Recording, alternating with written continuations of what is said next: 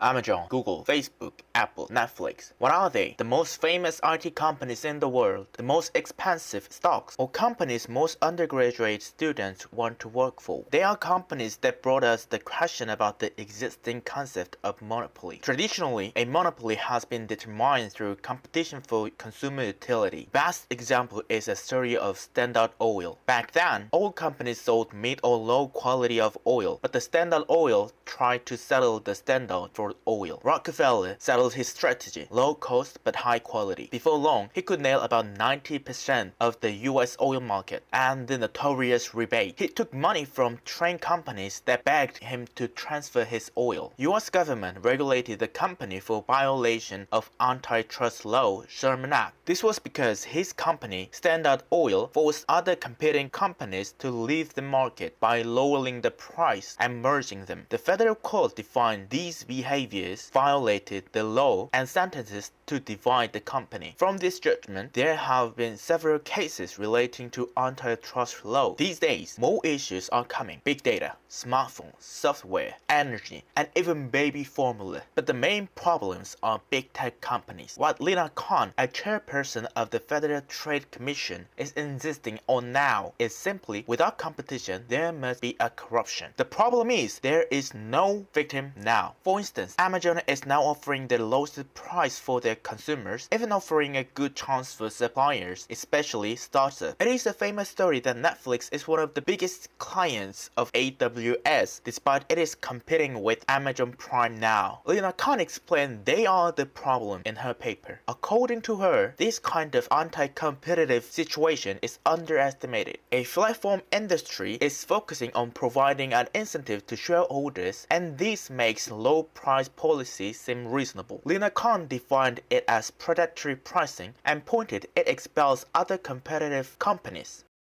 Companies like Amazon integrate diverse kinds of business. This lets them have the power of asymmetric dependence. For example, Netflix is competing with Amazon Prime while being one of the biggest clients of Amazon Web Services. Amazon gathers data from competitors and can weaken their competitive status in the market. If it is hard to understand, let's think this way. Amazon is becoming bigger and bigger. How? Amazon Prime made lots of cash flow for them and they invested it in Amazon Web Services. Now, AWS replaced its role with Amazon Web Services and Amazon platform. Amazon gathers competing companies' data and may use it to get rid of future competitors. While doing so, Amazon has practiced a predatory pricing and expanded their businesses to Amazon Prime, Amazon Web Services, Amazon Drive, Amazon Luna, Amazon Prime Video, Amazon Logistics, Amazon Go, Amazon Prime Gaming, Amazon Music, etc. Google, Apple, Netflix, Facebook, they are doing the same thing. This has made a barrier to entry of competitive companies. It is because there is no chance to enter the market without cooperating with these platforms. Startups cannot bear that low price, cannot make that data center, cannot make that advertisement, and especially cannot take a risk to compete with big tech companies. However, they are not just villains here. Thanks to the platform they are providing at a low price, many innovative startups have been able to grip their chances. This is not bad for consumers, and there is no explicit victim. Then, is it plausible to blame them for the monopoly? It is hard to apply existing antitrust laws to these companies because there is no negative effect to consumers. Therefore, Lina Khan suggests reframing the law, inducing competition, and preserving the market structure. To apply her suggestion, we should consider various things. First, the possibility of anti-competitive conflicts of interest in corporate structure, the possibility of cross-use of mutual market advantage, and the possibility online platform market may encourage predatory pricing and the market accepts it. Recalling the original antitrust principle, prohibiting vertical integration of dominant platforms can provoke competition. On the other hand, we can treat them like public goods. Then the company should not discriminate against consumers on using their infrastructure. Yet, it is hard to expect it because of the bold nature of the company. They discriminate against consumers to maximize their profit, and if they are enjoying the status of mono-oligopoly, it is harder than usual. Ironically, these big tech companies are investing investing more than any other companies in innovation according to EU research in 2019. The key clash of the issue here is the existence of reasonable evidence that big tech companies are distorting fair competition with their market dominance. Pros and cons, both of them are claiming their suggestions are for consumers and effective market. I believe, however, it is a matter of repressing the role of the state. Data, technology, 5G, and information are becoming new power, and states cannot regulate them effectively now. This asks states fundamental question: how far the states can afford freedom of their people, how much power they can let their people have, and how far they can regulate. China started its war with big tech companies primarily. Xi regulated Chinese big tech companies, claiming data capitalism was invading Chinese daily life with an excuse of public benefit and controlling the industrial chain. He fined lots of penalties on big tech companies. Even there was a rumor that he invited CEOs to his notorious training school. The story of Alibaba and its CEO Jack Ma is well known. Scholars and foreign journals analyze it in three aspects. One is that the Chinese government feared of the possibility of manipulating opinion with data which big tech companies gathered. Another is that regulations on them hinder innovation. The other is that regulations are karmas of whom enjoyed mono-oligopoly for years and distorted the market. I believe Xi feared the enormous growth of big tech companies, and he resettled the hierarchy by taming them. But it left China with huge aftermath, the fall of the economy. Other states are facing the same dilemma: to regulate or innovate. China and US are different, but the fundamental idea of them is the same. They believe the companies owe them. Big tech companies in US were born in the most competitive place, where US government invested most of its money to innovate the technology, Silicon Valley. The US government has established almost every primary infrastructure. Therefore, the US government somehow believes the innovative technologies belong to them, and the companies just commercialize them. This may be one of the power games between traditional state power and newly emerging non-state power. Then, let's see who's going to win. Fighting is a part of growing up.